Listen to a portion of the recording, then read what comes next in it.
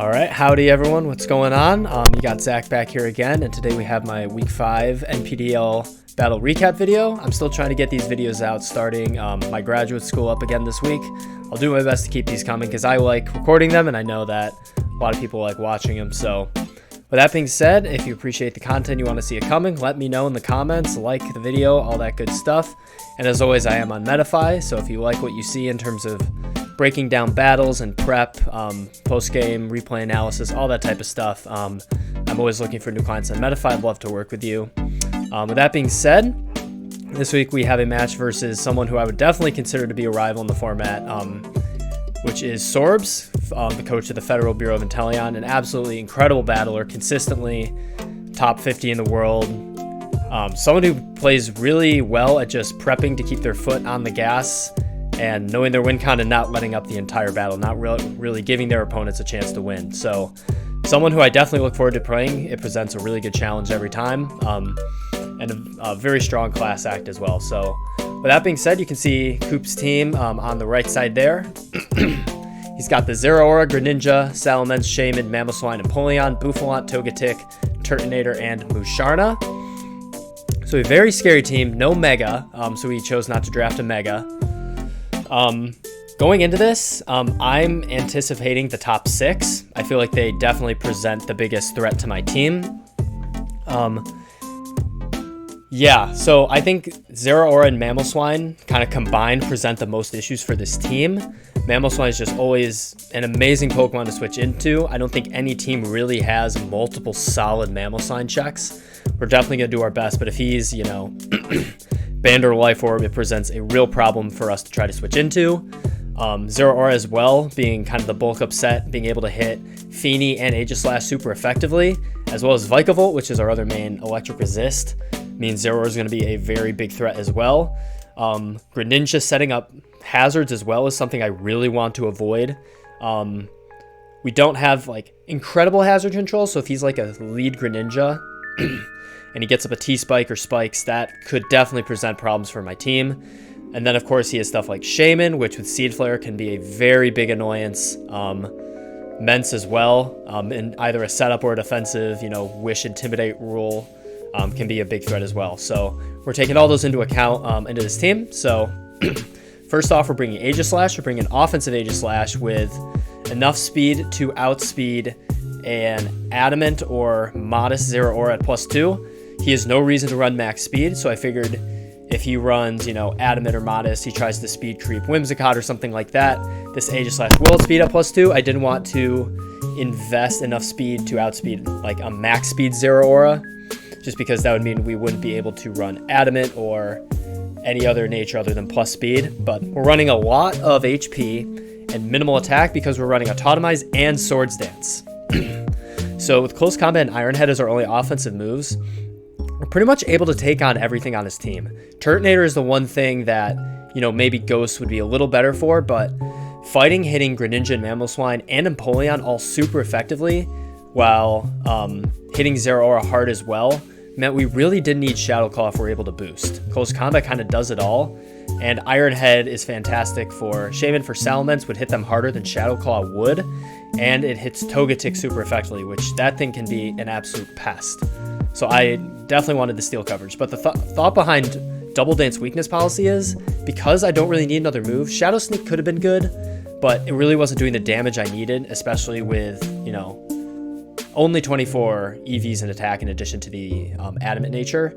I wanted to be able to have Aegislash as a Swords Dance cleaner as well as potential Autotomize cleaner. I wanted to be able to do both, because if he has stuff like Zero Aura, Greninja, Mamoswine alive in the end game, I want to be able to Autotomize, take a hit, and sweep from there. But there are instances where I can Autotomize and he switches something in, and I don't have the power to beat them without my weakness policy proccing. I attack them. I don't kill them, but then I'm in sword form, or yes, attack form, whatever you want to call it, and then I die to an attack. So for instance, if I Autotomize on a Zero Aura, I don't kill with Close Combat, and then he kills me with a Blaze Kick or a knockoff, and I don't get my weakness policy off. Whereas if I Swords Danced, I would eat a hit because I have the shield form, and then I would be able to get a kill. And I could potentially end up getting both off if he doubles into something like Shaman or Greninja, something that doesn't kill me from full, potentially Salamence, and I'm able to get an Autotomized into a Swords Dance, proc the weakness policy, and likely win the game at that point. So that's Aegislash. Then we have Feeny.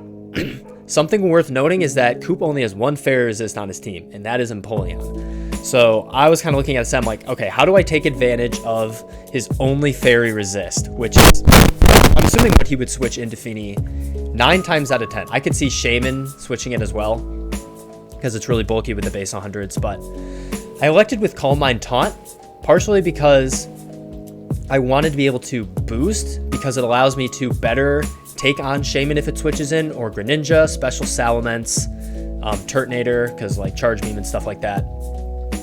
And I wanted Taunt because I didn't want Empoleon to be able to phase me out, because Roar is a thing if that's how he elected to check Feeny. Then I want to be able to do with that. I also didn't want him to be able to get up rocks. I didn't want, if Misty Terrain was somehow down, for Togetic to Toxic me. Somehow if I'm able to get it off on Greninja to stop spikes, stuff like that. Just like niche situations where I don't want certain hazard, or not hazard moves, utility moves to go off. And then Defog because it really didn't fit anywhere else on this team, and because rocks aren't really a problem, but spikes, in particular toxic spikes, are. So I did not want those going up at all, even with Misty Terrain. So we have Defog as a last ditch effort to kind of get rid of rocks from either Mamoswine or Empoleon, or spikes from Greninja. And we're just running max HP, max defense, because we really don't need special attack to necessarily get kills. I would rather be able to take a hit from stuff like Greninja, DD Salamence, Ban Mamoswine, stuff like that, than have more offensive presence, because Moonblast will be hitting everything hard anyways. And then we have a little bit of speed to avoid speed creeps from his lower mons. And we have Snorlax. So we're running Curselax. Coop has one normal answer, and that is Empoleon. And Empoleon does not do anything to Snorlax. Scald, Flash Cannon, they're all bouncing off. If he manages a burn, we heal it off with Rest. The only thing he can do is roar me out. And we have a lot of things that take advantage of Empoleon on this team. So leftovers, Curse, Rest, Sleep, Talk, Body Slam. Max defense, because this is also kind of a Mamoswine check, as well as a check to stuff like Zeraora, Salamence, stuff like that as well. Just a really standard set. There's not much to it, because once we're cursing up, the body slams will be doing enough regardless. We don't need attack investment. So I would just max out defense, Bedef, and then with a monstrous HP, we'll be able to live a lot of hits. Down to the latter half, we're bringing Vikavolt. We got Siren back with boots. Like I said, we don't really mind rocks that much if we have boots on Vikavolt. And it's a bit of a Chinese EV spread. I really don't know what a lot of this was. It made sense at the time. I'm pretty sure the defense is for Blaze Kick from Zeraora. I forget exactly what we live. And I think the Spadef was for Greninja. Something from Greninja. I don't remember in particular. Or it might have been Seed Flare from Shaman. Regardless, this is what we're working with. It's a bulky Vikavolt. We're running webs, because webs against Coop, if I'm able to keep them up, are really, really good. Having Whimsicott outspeed his entire team, having Aegislash potentially outspeed things and not need to autotomize. So outspeeding Mamoswine after webs, Shaman after webs, stuff like that is really, really good. And Volt Switch and Bug Buzz have fantastic coverage versus him. Bug Buzz is amazing for Zeraora, so his electric immunity gets hit by Bug Buzz. Same with Mamoswine, gets hit by Bug Buzz really hard. And we Volt Switch for pretty much for free on his team, other than that Mamoswine, which does get hit by Bug Buzz, and we're immune to the Earthquake. Actually, I think the 80 defense might have been for something from Mamoswine. I don't remember in particular. But I do really like all the zeros on there. That's a very aesthetic EV spread. But Volt Switch, Bug Buzz, really good coverage. I'd rather be able to switch with Volt Switch and get something else in and kind of sacrifice health on Vikavolt to do so, rather than go for the raw damage of Thunderbolt. And then we have Roost just for longevity's sake, to better take on stuff like Empoleon, to potentially, if we have to switch into Mamoswine rather than hit what's coming in, to get health back and not risk a Volt Switch and him staying in, stuff like that. Make Roost a really good play. Then we have Whimsicott, which we're just running the standard Prankster Subseed set, which he really has trouble dealing with.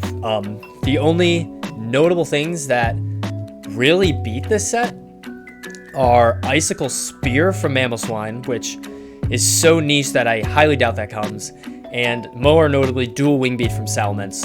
However, if we have a sub up, the first Wing Beat hits our sub, the second does not kill us, and Moonblast 2 shots pretty much every Salamence, so that's not really a threat. And then we have Encore, just because I want to be able to, take advantage of setup if I have to switch this in on a DD Salamence or Bulk Up Zeraora, or any other setup that he has, stuff with Turtonator, stuff with Musharna. Encore is just fantastic setup proof. And then this is just meant to sit there and whittle him down until he can get something in that can take it. And then last on this team, we have Machoke. Just because it's acting in the team, it functions pretty much as a buffer to most of his offense, particularly Zeraora and Mamoswine. So the niche here with Guts, it's similar to the one I actually ran against Coop's brother in week 1, where if we're asleep, Guts activates. So we're running Rest Talk, we have double Rest Talk, but Close Combat and Ice Punch together really do a number on his team. Close Combat hits everything but the Mence and the Togetic and the Musharna, but I'm not really counting Musharna. I don't anticipate that to come. And Ice Punch hits Mence super effectively. So if he is unboosted Mence, I'm pretty sure we can live most hits unless he's like maybe like E-Belt Hurricane or something like that, some like more special set. But Close Combat is fantastic. So like we switch into Zeraora for days. If we're not 2-shot, if he bulks up, we live the hit, and Close Combat does a lot.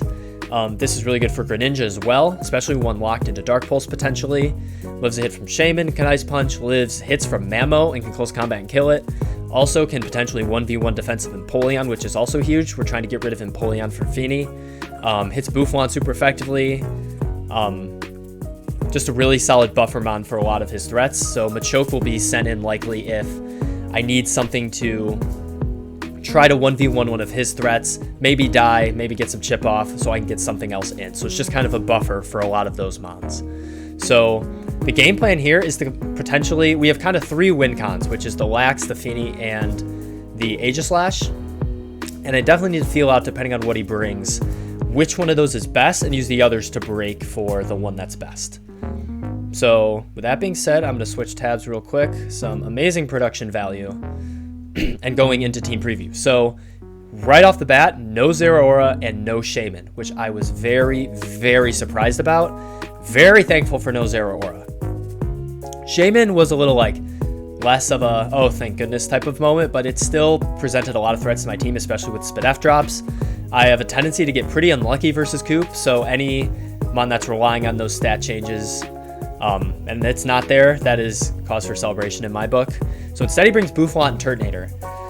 Boufflant is definitely on the more defensive side. It's a pretty thick mon, especially with the HP that it has. And then Turtonator functioning as a really good just utility mon. There's no shot he brings setup when I have a thick fat Snorlax and a Feeny. So I'm predicting just a defensive Turtonator, which I could actually take advantage of pretty well with stuff like Curslax, Calm Mind Feeny, but I definitely have to get rid of Turtonator before Aegislash can set up. So Aegislash here probably functions as the breaker roll. This is all what I'm thinking in team preview.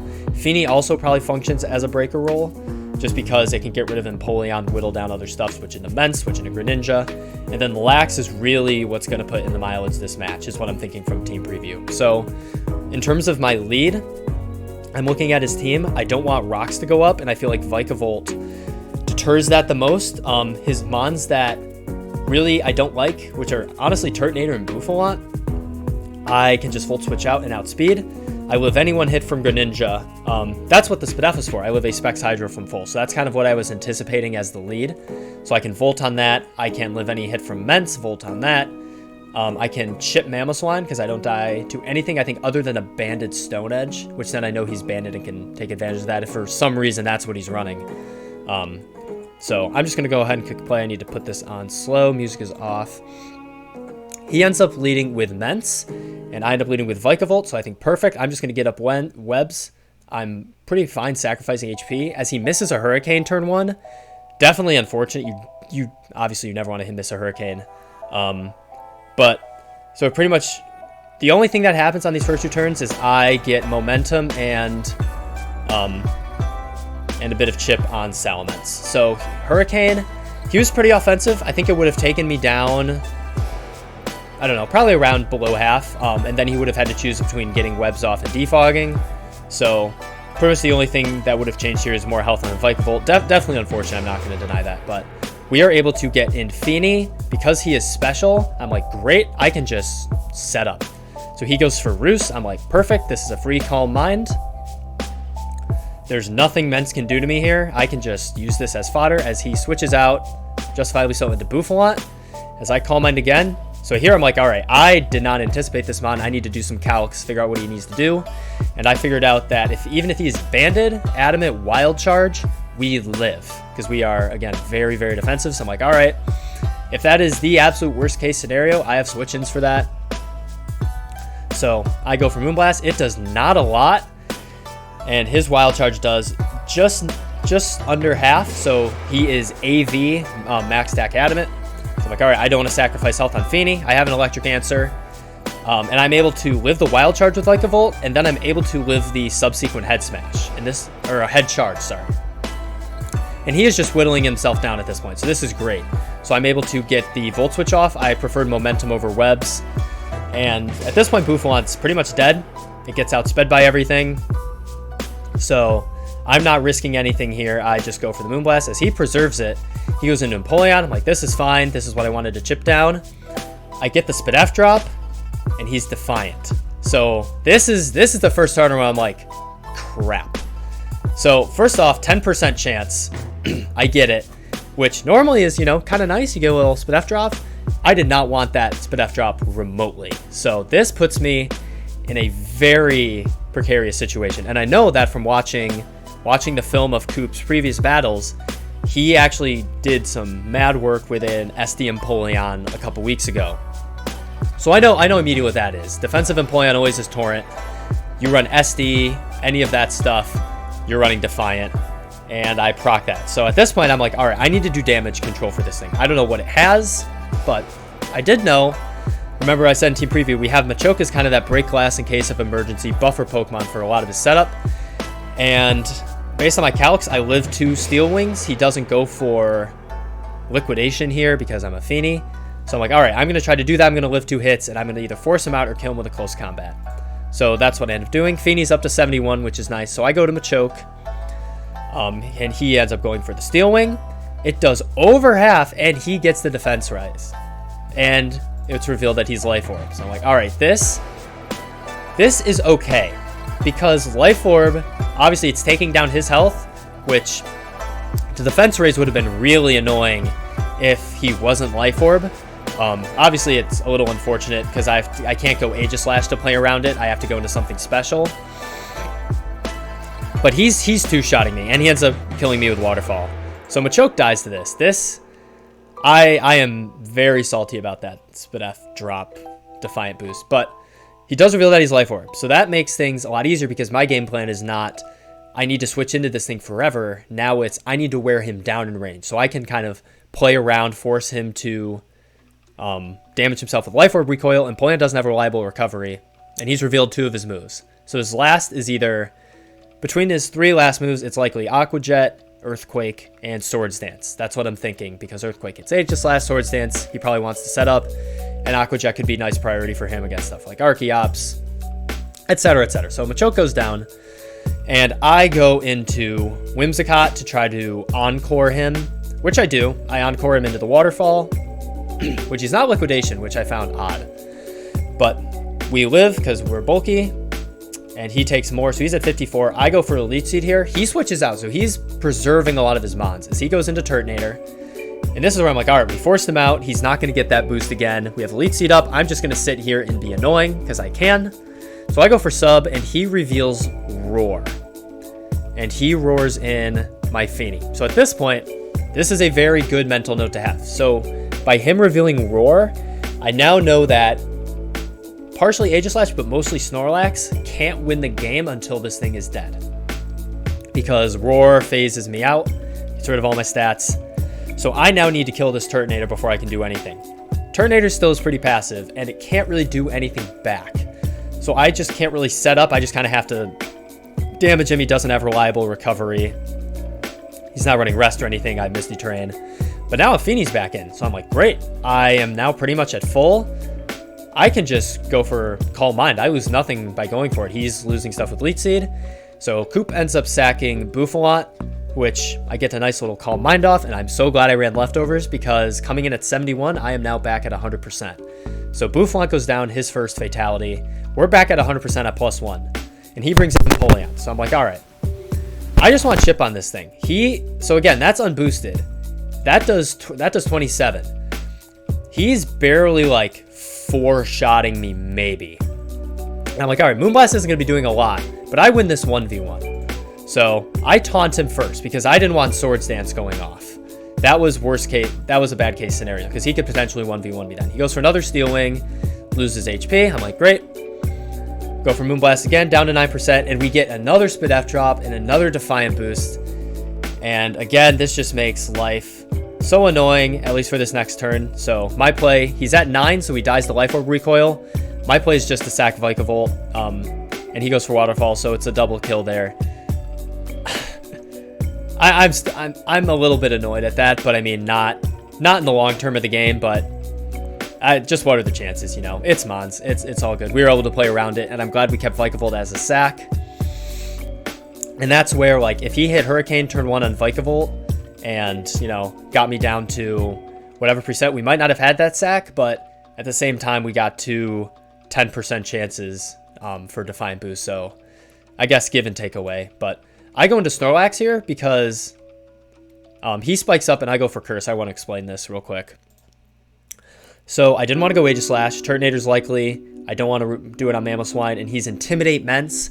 That's likely. So I don't want to have to deal with it. Aegislash doesn't win that 1v1 if we switch in at the same time he gets the Intimidate. I didn't want to go Feeney because being at, where were we at, 59, I think Bandoswine might have been able to kill me. So that's why I didn't go Feeney. I didn't want to go Whimsicott. There wasn't a point. But I could go Snorlax because Mamoswine, we kind of win the 1v1 because we have Thick Fat, and I could scout his set and get a Curse off.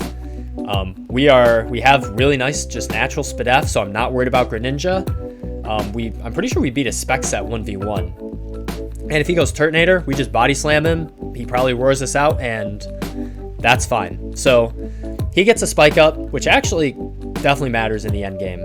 And we get a Curse off, so at this point we're sitting pretty good. He obviously, well, he goes into Mence. He gets an Intimidate off, so we're able to get a nice little chip off. So we get Mence down to 66, no leftovers. And he goes into Turtonator. Again, I'm just body slamming because I know I can't set up while this Turtonator's around. And we're able to get 2 solid hits off, take about half of his health. We get a Para on the third one. Decent odds. It doesn't really come into play. And we get Whimsicott out. So hurt by the Spike, obviously. And I decide to Encore him into Roar, because this means if he goes into Aegislash and he wants to preserve this, I could potentially set up here, which you do get Aegislash, and I elect just to kill him, which this was, Aegislash does get the kill, but this was not, probably the mon I wanted the least. Snorlax would have been fantastic because we would have outsped, gotten the body slam off, killed Turtonator, and then we have Lax versus his team, which I really like those odds.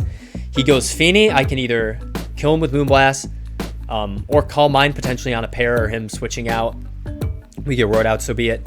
But with Aegislash, setting up isn't worth it. Even though what I said earlier, that is an option, because he really doesn't have too much of a reason to preserve Turtonator. And if you remember from our set, we don't have King Shield. We have Double Dance. So we have to kill him, and we are stuck in Blade form. So if he goes Mamoswine or Greninja, we have to switch out Aegislash or sack it.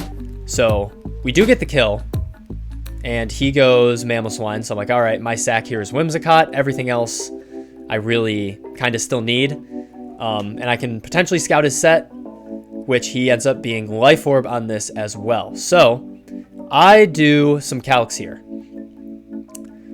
I could Autotomize here.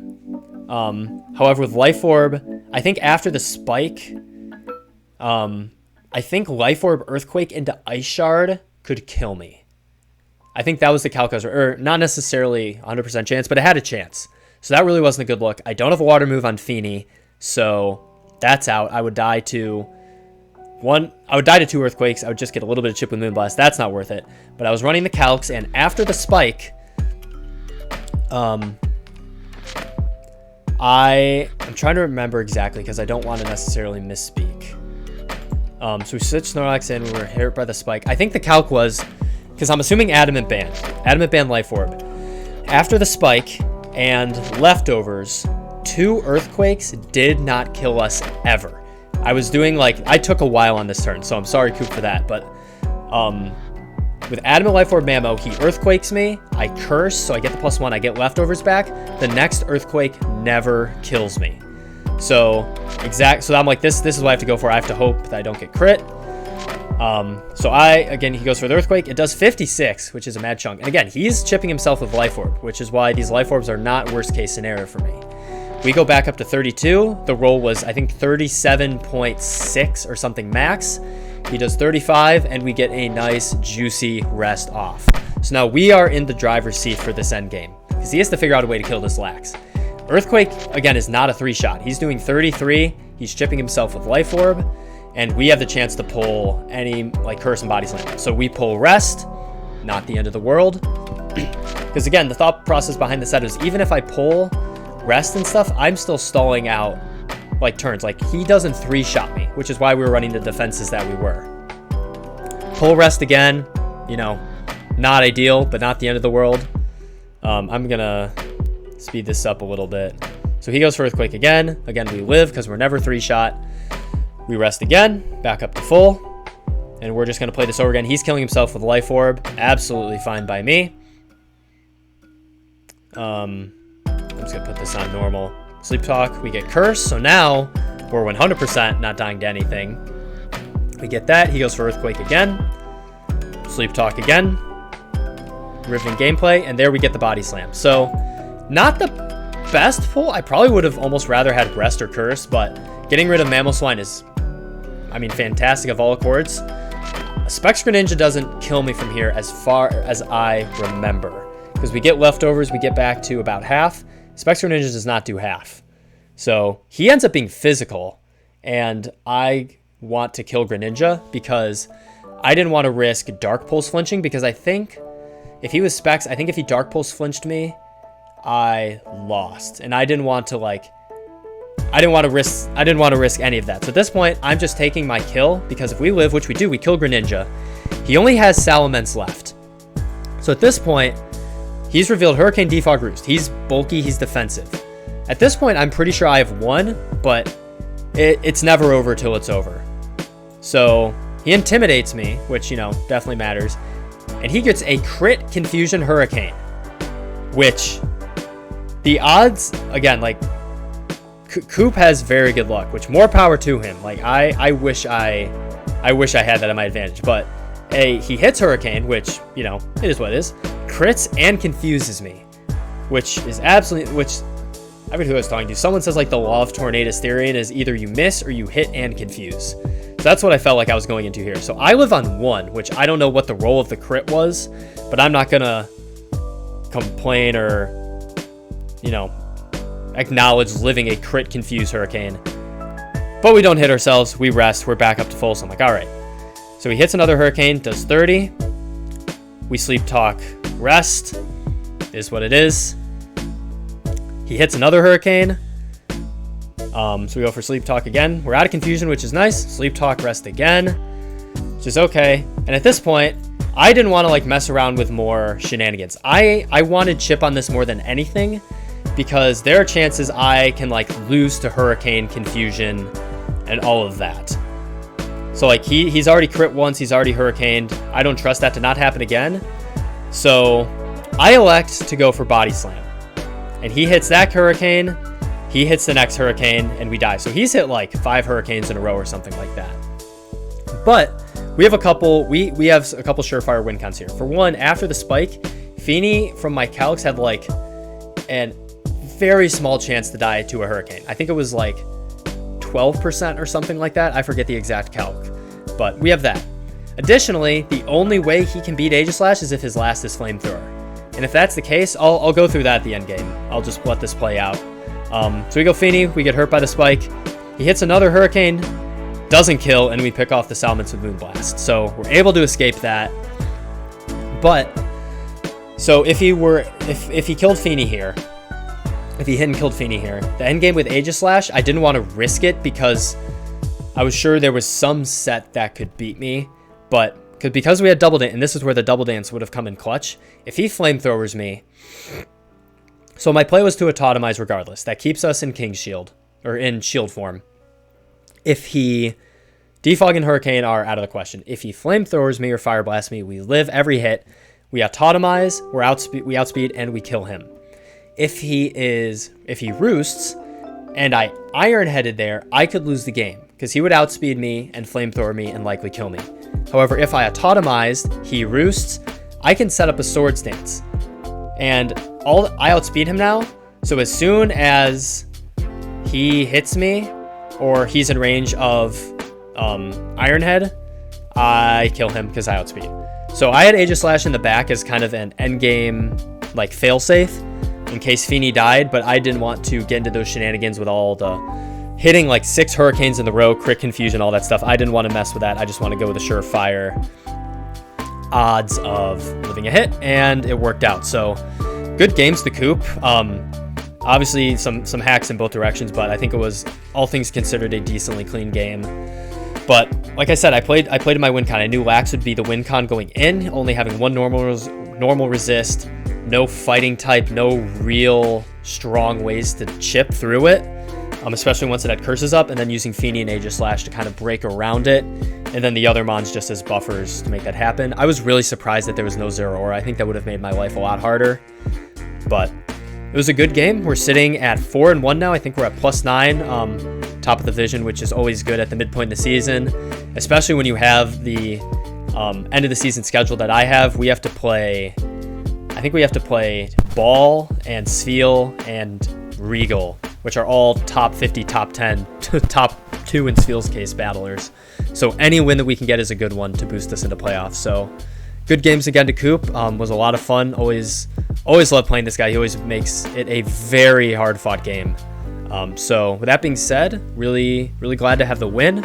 Again, all my information for Metafy, all that is down below. If that's something you're interested in, I'd love to start working with new people, help them win games, teach my thought processes, stuff like that, to help others win and perform like I do. And with that being said, I'll see you guys in the next video, and thanks for watching. Appreciate all the support. Have a good rest of your day.